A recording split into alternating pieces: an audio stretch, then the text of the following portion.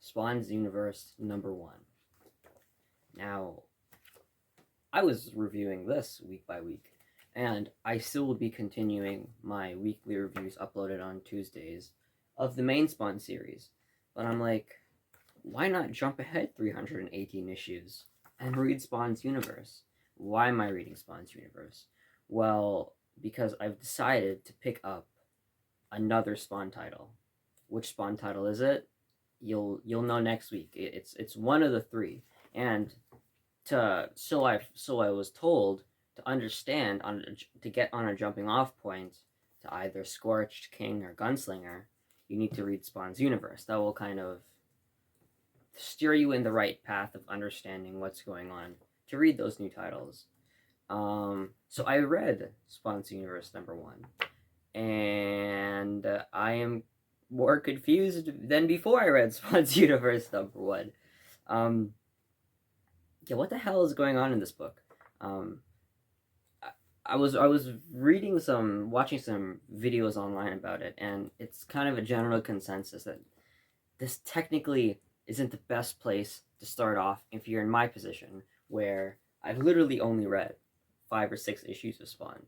I don't know anything of the main story. There's 300 at the time. There was 318 issues, and I'm on issue 5, so I have no clue of the lore of Spawn at all.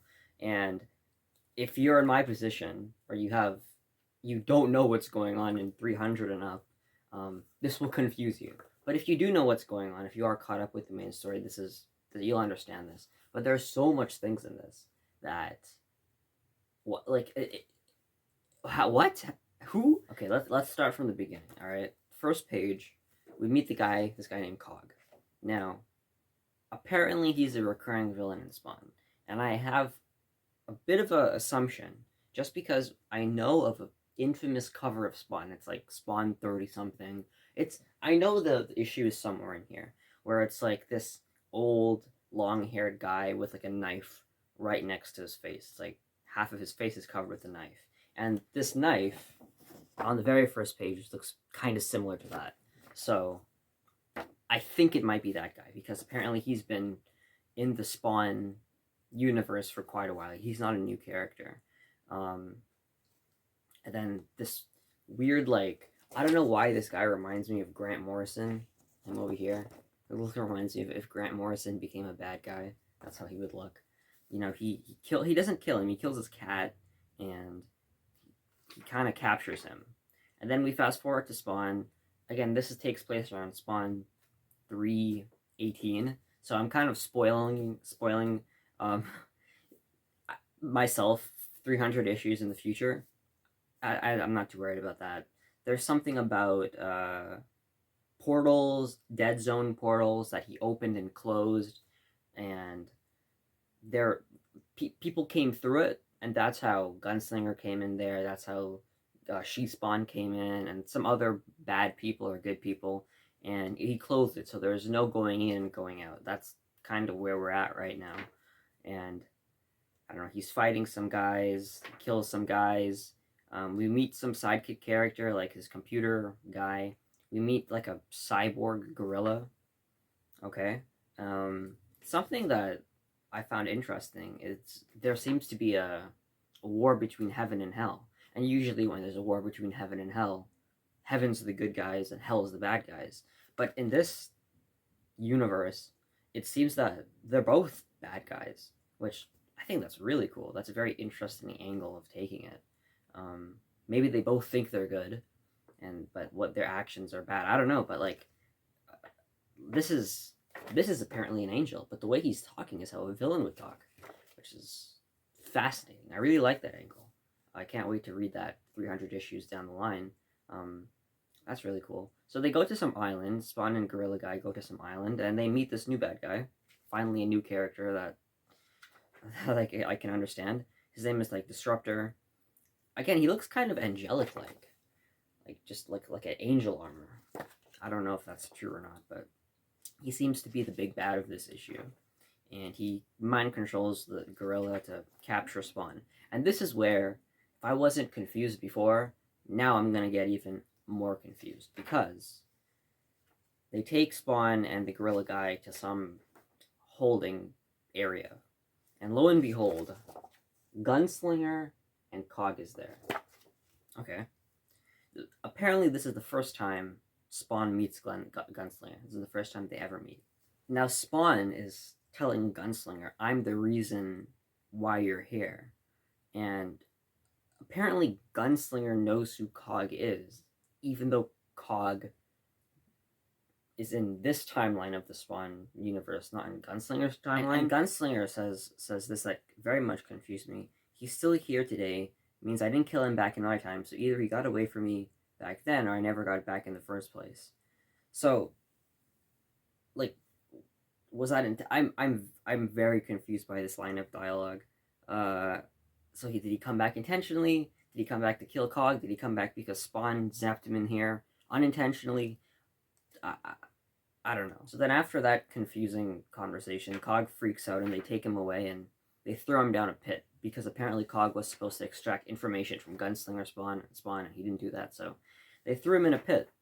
And then later on we find out he stole a bullet, and he stole some other stuff that made him turn into... I honestly thought this was Lex Luthor from Scott Snyder's Justice League to this guy. So Cog went from this weird old guy with the knife to a Lex Luthor lookalike. He even has the green suit. This is literally Lex Luthor.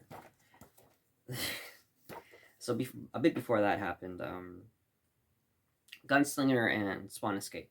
After they throw Cog out, they kind of make a plan and they escape. Something that, again, more confusing is the way they escape is Gunslinger shoots Spawn and kind of shoots him away in a portal, shoots him somewhere else. He shoots him, and they go somewhere else. But if you look in the backups, the very last backup with Gunslinger Spawn, it shows him dead for a year. He's lying there for a year dead, and when he wakes up, this is a really amazing panel. Oh my gosh. Brett Booth is amazing. Look at that. But when he wakes up, he's all by himself, and his face got skinned, and so what happened with you and Spawn a couple pages ago, escaping together? Now all of a sudden you're dead for a year by yourself with a bunch of faces around you. How did that happen? What is going on there? What type of... no explanation, just a weird time jump. I don't know if this happened before or after. I don't know. So that's kind of besides the point. So when Lex Luthor... I'm just going to call this guy Lex Luthor. When Lex Luthor rises above, that's kind of where the main story ends. So after the main story, we get 3 backups kind of introducing us to these 3 new lines. And my favorite out of the 3 is probably She-Spawn, just because it kind of gives you a mini story with the few pages it has. With Medieval Spawn, we kind of get some information. All his men are dead. They tricked him into going off by himself so they could kill his man. And with the Gunslinger Spawn, I definitely think this looks the best, just artistically. This just the way how they show the 4 seasons or the 3 seasons, it's so... yeah, again, Brett Booth, amazing. But it doesn't really tell a story. At least the She-Spawn backup, it tells a mini story about her saying goodbye to her daughter for the last time and leaving forever to go on this mission. Or telling her mom, it actually has a beginning, middle, and end, which the other 2 issues don't really have. So my understanding, the 3 comics that spawns out of this is King Spawn, which follows Al Simmons, I'm pretty sure. So it's kind of a offshoot of Spawn itself, Spawn title. And then there's The Scorched, which is a team-up book with, I think, Medieval Spawn, She-Spawn, regular Spawn, and Gunslinger Spawn. And then, obviously, Gunslinger Spawn, which I've heard is a standalone type thing. It's kind of...